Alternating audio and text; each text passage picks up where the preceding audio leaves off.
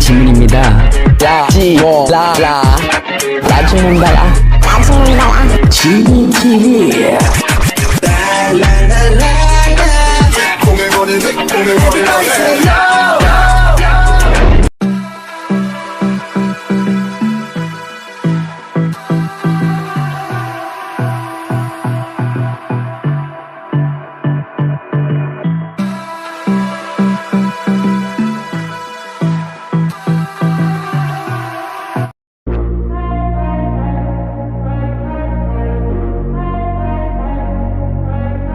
Boss, वो आपके dad आए हैं, आपसे कुछ जरूरी बात करनी है उनको।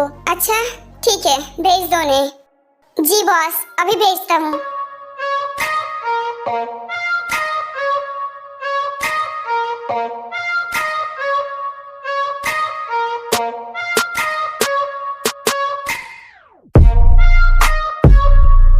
तो बेटा, ये सब कब तक चलने वाला है?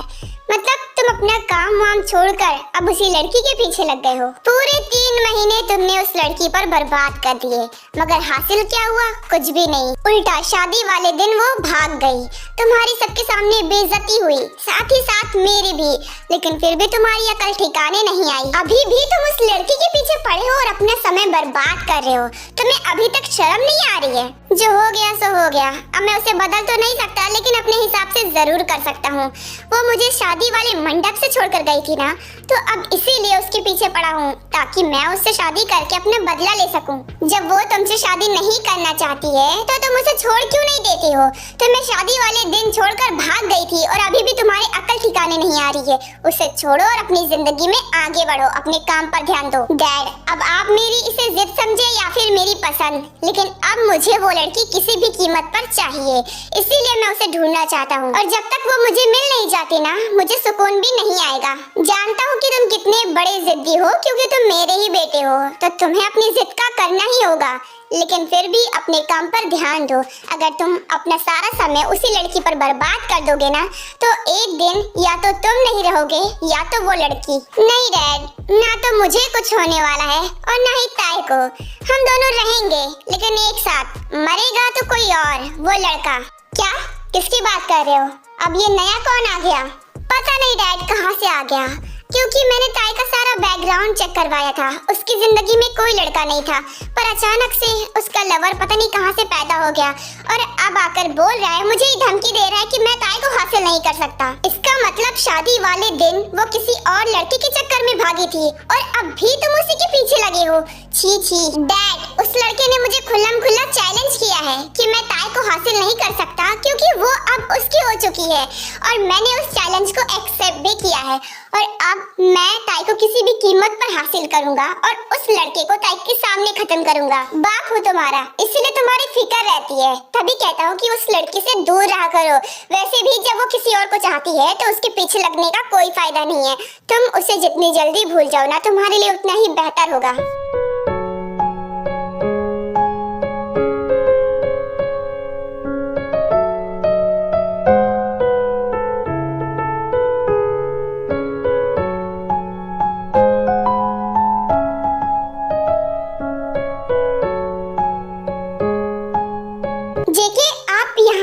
आप ऑफिस नहीं गए क्या? मुझे लगा कि अब तक चले गए होंगे। हाँ, सोचा तो यही था और अब तक चला भी जाता, लेकिन सडनली मुझे रियलाइज हुआ कि तुम्हारे साथ तो कोई है नहीं। जी मैं नर्सों भी जा चुके हैं, तो ऐसे में तुम्हें इस जगह अकेला छोड़कर तो नहीं जा सकता। तो आप मेरी वजह से ऑफिस नहीं गए? देखिए, मेरी चिंता करने की कोई जरूरत नहीं है।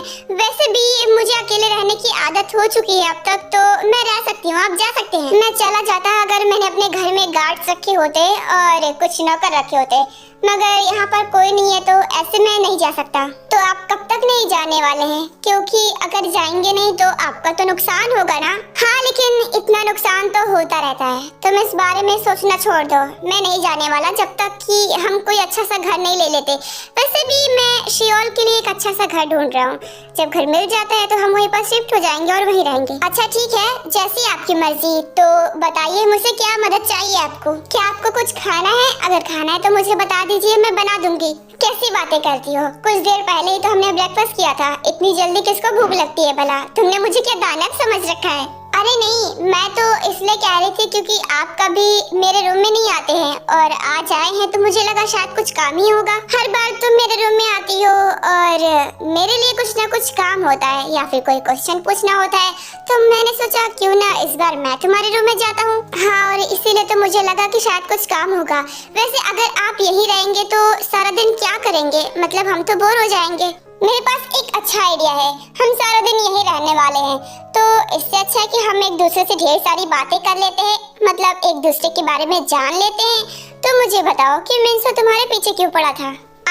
तुम मिंसो से कब मिली और ये किस्सा कब से स्टार्ट हुआ, ये सब तो मुझे बता सकती हो क्या? लेकिन मैं ये सब आपको क्यों बताऊं? मतलब कि जब मैंने आपकी फैमिली के बारे में आपसे पूछा था तब आपने कहा था कि मैं अनजान लोगों को अपनी फैमिली के बारे में नहीं बताता। ओह, तो तुम उस दिन का बदला ले रही हो? अब इसे बदला समझो या फिर कुछ भी, मगर आपने मुझे अपनी फैमिली के बारे में कुछ नहीं बताया था मुझे अनजान बोलकर, तो फिर मैं अपने पास्ट के बारे में आपको क्यों बताऊं? मैं भला आप पर कैसे भरोसा कर सकती हूँ? ओके फाइन, चलो ठीक है। आज मैं अपनी फैमिली के बारे में और अपने पास्ट के बारे में बताऊंगा कि मैं मिंसो के पीछे क्यों पड़ा हूँ, और तुम भी मुझे अपने बारे में बताना कि तुम मिंसो से कब मिली और वो तुम्हारे पीछे क्यों पड़ा था। इस तरह हम दोनों एक दूसरे के बारे में अच्छे से जान जाएंगे और हम दोनों मिंसो से नफरत क्यों करते हैं इसका रीजन भी जान जाएंगे। बोलो, ये मंजूर है ना तुम्हें? अब बताओगी अपने बारे में? लेकिन आप मेरा पास्ट जानने के लिए इतना पैशनेट क्यों हो रहे हैं? अरे नहीं, ये मत सोचना कि इसके पीछे मेरा कोई मकसद है। दरअसल आज हम बैठे बैठे बोर हो जाएंगे ना, तो सोच रहे हैं एक दूसरे के बारे में ही जान लेते हैं। ये अच्छा आइडिया है ना टाइम पास करने का? वैसे भी आज तक हमने खुल के बात नहीं की है तो आज ही कर लेते हैं। तुम्हें कोई प्रॉब्लम है क्या? नहीं, ठीक है, मैं बताती हूँ कि मैं मिंसो से कब मिली और कैसे मिली। दरअसल ये पिछले 3 महीने पहले की बात है। मैं लाइब्रेरी में अपनी रिसर्च के लिए एक अच्छी बुक ढूंढ रही थी और तभी मेरे पास कोई दौड़ते हुए आया। ताई मैम, प्लीज मेरी मदद करिए, प्लीज बाहर जाकर देखिए और उसे प्लीज बचा लीजिए, प्लीज। अरे पर तुम हाँफ क्यों रही हो? क्या हुआ? बाहर कुछ हो रहा है क्या? पहले तुम खुद को शांत करो। मैम, अभी कुछ बताने का टाइम नहीं है, प्लीज आप बाहर चलिए और अपनी आंखों से खुद देख लीजिए। प्लीज उसे बचा लीजिए वरना वो उसे मार डालेंगे। क्या? मैं समझी नहीं, कौन किसे मार डालेगा? ठीक है, मैं तुम्हारे साथ बाहर चलती हूँ, चलो। ये लोग इस लड़के को इतना क्यों मार रहे हैं? ऐसे तो ये मर जाएगा। और कोई रोक क्यों नहीं रहा? कोई पुलिस को कॉल क्यों नहीं कर रहा? क्योंकि किसी में इतनी हिम्मत नहीं है मैम। एक्चुअली ये लोग बहुत खतरनाक है, इसलिए इनके खिलाफ जाने के बारे में कोई नहीं सोच सकता, पर ये उस लड़के को मार डालेंगे। मैम प्लीज कुछ हेल्प कीजिए मेरी।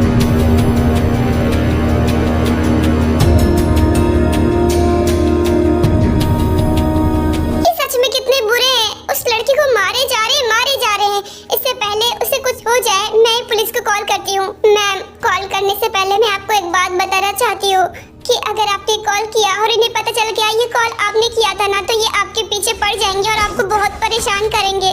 मुझे फर्क नहीं पड़ता, मैं अपने सामने किसी को मरते हुए नहीं देख सकती। एंड डोंट वरी, मेरे डैड पुलिस में है, वो सब कुछ संभाल लेंगे। मैं पुलिस को कॉल कर रही हूँ। उसके बाद ताई पुलिस को कॉल कर देती है और कुछ देर बाद पुलिस भी आ जाती है। हे, सभी लोग अपने हाथ ऊपर करो, कोई भी यहाँ से हिलने न पाए। अबे साले, ये पुलिस कहाँ से आ गई? किसकी इतनी हिम्मत हो गई जिसने पुलिस को कॉल कर दिया? पता नहीं बॉस, पर जल्दी से जल्दी हमें यहाँ से निकलना पड़ेगा, क्योंकि अगर हम नहीं निकले ना तो पुलिस की सारी टीम आ जाएगी, फिर नहीं निकल पाएंगे। तूने सही कहा, जिसने भी कॉल किया ना उसे तो मैं बाद में देखूंगा। फिलहाल तो बस एक ही पुलिस वाला है, इसे संभाल सकता हूँ। मैं जा रहा हूँ। मिंसो वहाँ से भाग जाता है, लेकिन उसके गार्ड्स पकड़ जाते हैं। अरे ये क्या, वो जो मेन लड़का था वो तो यहाँ से निकल ही गया, पकड़ना तो उसे चाहिए था। शायद वो भाग गया ma'am. And thank you so much ma'am उस लड़के की जान बचाने के लिए। दरअसल वो मेरा भाई था, कजन ब्रदर। ये लोग उसे इलीगल काम करवाना चाहते थे और उसने मना कर दिया, इसलिए उसे मार रहे थे। कोई बात नहीं, तो मुझे थैंक यू मत बोलो, ये तो मेरा फर्ज था। तुम अपने भाई के पास जाओ। जी ma'am, and thank you so much ma'am. मुझे लगा था वो बात वहीं खत्म हो गई, लेकिन सच तो है कि उस दिन के बाद मेरी जिंदगी जहन्नुम बन गई। मिंसो ने किसी तरह पता कर लिया कि वो कॉल मैंने किया था और एक दिन वो मेरे घर आया। यहाँ क्या कर रहे हो मेरे घर में? हेलो इंस्पेक्टर, सोचा नहीं था कि तुमसे दोबारा मुलाकात इस तरह से होगी। तुम्हारे घर का मेहमान हूँ, थोड़ा तमीज से बात कर लो। तमीज माय फुट। तुम ये बताओ कि मेरे घर में क्यों आए हो? अबे साले, ये कैसी आवाज थी? क्या नीचे कोई आया हुआ है? देख कर आती हूँ। तू जानता नहीं क्या, मुझे बदतमीजी थोड़ी सी भी बर्दाश्त नहीं। हीरो बनने का ज्यादा ही शौक चढ़ा हुआ है क्या? मैं तुझे और तेरी बेटी को खत्म करने के लिए आया हूँ। कॉलेज में उसने पुलिस को फोन कर दिया, मैं मुसीबत में पड़ते पड़ते बचा। ओह, तो इसलिए आए हो? वैसे मैं बहुत खुश हूँ कि मेरी बेटी ने ऐसा किया। उसने साबित कर दिया कि वो मेरी बेटी है। हाँ, तेरी जैसी तो है, उसे भी मसीहा बनने का भूत चढ़ा हुआ है। मुझे लगता है तुम दोनों का भूत एक साथ उतरना पड़ेगा। डैड, क्या हो रहा है यहाँ पर? ये तो वही लड़का है। क्या यहाँ पर क्यों आया है? तो ये है तेरी बेटी। वैसे मानना पड़ेगा, काफी खूबसूरत है। हाय बेटा, तुम यहाँ पर क्यों आई हो? डैड, वो मैटर नहीं करता, पर आपके चेहरे पर ये खून का निशान कहाँ से आया? क्या इसने आपको हिट किया है? बेटा, मैं इनसे कुछ जरूरी बात कर रहा हूँ, तुम प्लीज रूम में जाओ। लेकिन डैड, मैं बेटा प्लीज रूम में जाओ, मैंने कहा ना, अभी जाओ। ठीक है डैड, आप जल्दी आना।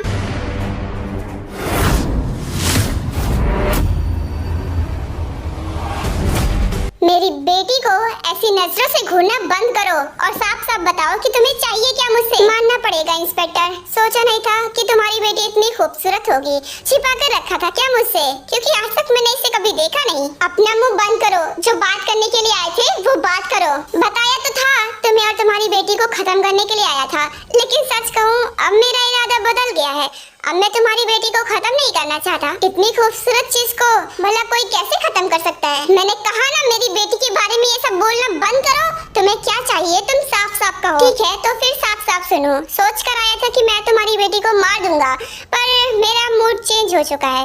मैंने सोच लिया है कि अब तुम्हारे सामने तुम्हारी बेटी को अपने साथ ले जाऊंगा, उससे शादी करूंगा। अब एक कमीने, फालतू के सपने मत देख। मेरी बेटी के बारे में भूल जा। अगर तुझे बदला लेना है तो तुम मुझे बोल क्या करना है मुझे, मगर मेरी बेटी के बारे में भूल जा। भूलने वाली चीज थोड़ी ना है जो उसे भूल जाओ। इंस्पेक्टर, मुझे क्या चाहिए मैंने तुझे साफ साफ बोल दिया है।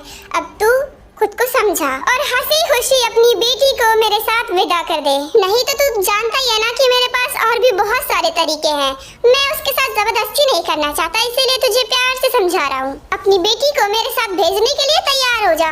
मैं तुझे 1 महीने का टाइम देता हूँ। मिंसो के मुंह से ये बात सुनते ही मेरे डैड बहुत ज्यादा घबरा गए थे, क्योंकि उन्हें पता था कि मिंसो किस हद तक जा सकता है। मैंने सोचा था कि मेरी जिंदगी नॉर्मल चलेगी, लेकिन नहीं। उसी दिन से मेरी जिंदगी पर पहाड़ टूटना स्टार्ट हो गया। मिंसो ने हमारा जीना हराम कर रखा था। एक दिन भी ऐसा नहीं बीता जिसमें उसने हमें परेशान न किया हो। कभी मेरे कॉलेज पहुंच जाता, कभी मेरे घर में, तो कभी कभी मेरे बेडरूम में। मैं पूरी तरीके से परेशान हो चुकी थी। ऐसा नहीं है कि मैंने उसकी कंप्लेन नहीं की, मैंने उसकी कंप्लेन हर जगह की, पर हमारा केस सबने लेने से मना कर दिया। इनफैक्ट मेरे डैड तो खुद पुलिस में थे, वो भी कुछ नहीं कर पा रहे थे। हम बुरी तरह से परेशान हो चुके थे।